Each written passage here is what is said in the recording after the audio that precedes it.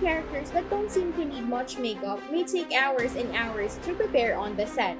Not to mention the time and work that goes into creating fantasy and science fiction characters that seem realistic. Thanks to the most famous heroes and villains from Marvel Comics, the Avengers series has shattered all box office records and captures millions of hearts all over the globe.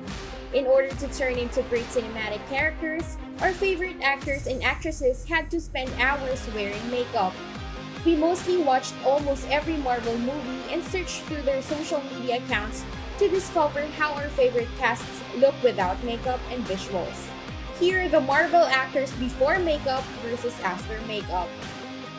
Zoe Saldana as Gomora.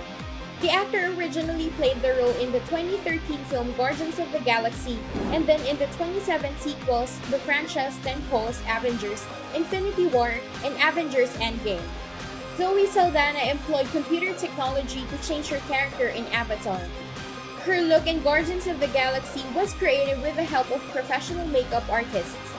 They spent approximately 5 hours each day on Thanos' daughter's beautiful painting.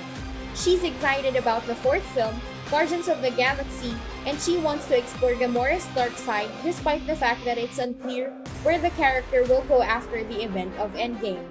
All of these make sense. It's not up to Saldana to decide. What happens next to Gomora will be decided by James Gunn, the writer and director of Guardians of the Galaxy Volume 3. And given that it is one of the final things Peter Quill was thinking about in Endgame, one would anticipate that narrative to play a significant role in that film. Karen Gillan is Nebula. Karen Gillan, who is most known for her role as Nebula in the Marvel Cinematic Universe, has stated that she is obsessed with the roles of the Guardians of the Galaxy character. Gillan is scheduled to reprise her part as the villain turned hero in the forthcoming Guardians of the Galaxy Volume 3 and Thor: Love and Thunder, and she told The Hollywood Reporter that she is looking forward to it. Nebula was played by Karen Gillan, a Scottish actress. To become Thanos' daughter, she had to say goodbye to her long hair, and makeup was one of the most difficult to achieve. Her makeup took approximately 4 hours to apply and 30 minutes to remove, according to the team. Nebula was originally introduced to the series in the first Guardians film, and she had a major storyline during Phase 3, eventually battling with the Avengers to defeat Thanos. It's unknown what her future position in the MCU will be, but Gillan seems to be hoping for more Nebula adventures in the future. Pom Klementieff as Mantis. When Pom Klementieff was hired as Mantis in Guardians of the Galaxy Volume 2, she had a tough job, as the upcoming French-Korean actress found herself on screen among some hugely popular and adored actors. She spent screen time not just with Kurt Russell, the living icon, but also with some of the MCU's greatest stars. It was a big order to fit in with such a motley crew of cinematic misfits without disturbing their chemistry, but Klementieff embraced the challenge and ran with it, becoming an indispensable member of the team in her own right. This French actress makes her debut appearance in the Guardians of the Galaxy franchise's second chapter. She took on the role of Mantis, a creature that resembles an insect. She had to wear black contact lenses and a little prosthesis that transformed into antennas using computer technology. Josh Brolin as Thanos. Thanos was the main antagonist of the Infinity Saga, and his arrival was promised in the first Avengers movie. Josh Brolin made his debut as a character in the Guardians of the Galaxy, playing a minor part until taking over the screen in Infinity War and Endgame. Because whereas Marvel villains fight toe-to-toe with a single hero, Thanos' strength was on a whole other level. He was also able to take all of the Avengers and Guardians at once after he began collecting Infinity Stones. This shift in power is precisely what piqued Josh Brolin's curiosity about portraying the giant purple monster we all despise.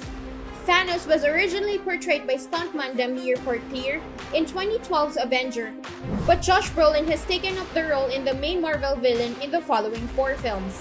Thanos was created using a sophisticated computer technology that creates fictitious characters based on the looks of the actors. Elizabeth Debicki as Ayesha. She portrays Ayesha, a gold-skinned high priestess of an extraterrestrial species who, after being crossed by the Ragged Guardians team, goes after them with all the power she can manage. The film has been put to hold indefinitely for the time being, but it will undoubtedly be released at some point in the future. Guardians of the Galaxy Volume 2 concluded with Elizabeth Debicki's Ayesha inventing a character who would eventually be revealed as Ada Warlock, according to the narrative. Debicki played the gold-painted queen as the Sovereign in James Gunn's film, but there was no indication of whether she would be invited back for the third installment when it began filming. Ayesha, the Golden High Priestess of the Sovereign, is played by Australian actress Elizabeth Debicki in Guardians of the Galaxy Volume 2. She had to wait for hours while makeup artists painted her body with gold paint. Her contact lenses were also a golden color. Following the events of Guardians of the Galaxy Volume 2 and the cliffhanger revealed that Debicki's Ayesha has produced Adam Warlock, it would be remarkable if she did not appear in the third installment in some way. Michael Rooker as Yondu Udonta. From Agent Phil Coulson in the Avengers to Black Widow in Avengers Endgame, the Marvel Cinematic Universe has taken a lot of characters in insane moments over the span of 11 years and 23 films. Even the MCU's biggest actors has been known to become teary-eyed. Michael Rooker seemed to connect with Yondu and was pleased to see him sacrifice himself to save Star-Lord, as most parents would be if their children were saved. Seeing his kid in agony, on the other hand, was enough to bring tears to his eyes. Michael Rooker is best known for his roles as Merle Dixon in The Walking Dead and Groot in Guardians of the Galaxy. To turn into a member of the Zotan tribe from the planet Century 4, the actor had to put 6 layers of makeup, wear painful artificial teeth, and wear red contact lenses.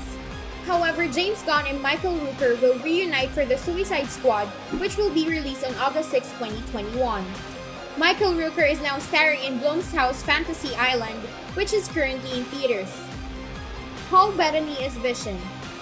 Paul Bettany, the star of WandaVision, has expressed his desire to continue playing Vision. Bettany's importance in the Marvel Cinematic Universe has grown considerably as a result of the Disney Plus series WandaVision, but he wasn't always the star. Bettany's relationship with Marvel started when he joined the cast of Jon Favreau's Iron Man. This actor appeared in the Avengers even before he portrayed the robot Vision. He played Jarvis, the artificial intelligence in Tony Stark's home in the first Iron Man movie. Vision's makeup, which features a crimson mask and numerous silicone prosthetics, took more than 3 hours to apply. Professionals in the field of visual effects also impacted Vision's appearance. That growth has been literal, with JARVIS Core software being employed to help construct Vision in Avengers Age of Ultron, but it also has been felt on a deeper level by fans. Paul Bettany has expressed his desire to stay a part of the Marvel Cinematic Universe indefinitely, stating that he would play Vision for as long as he's capable. Which of the casts is your favorite? Do you like watching videos like this on our channel? Let me know your thoughts in the comment section below. Before leaving, don't forget to like, subscribe, and hit the bell button for notifications of our future content. With that being said, see you in the next one.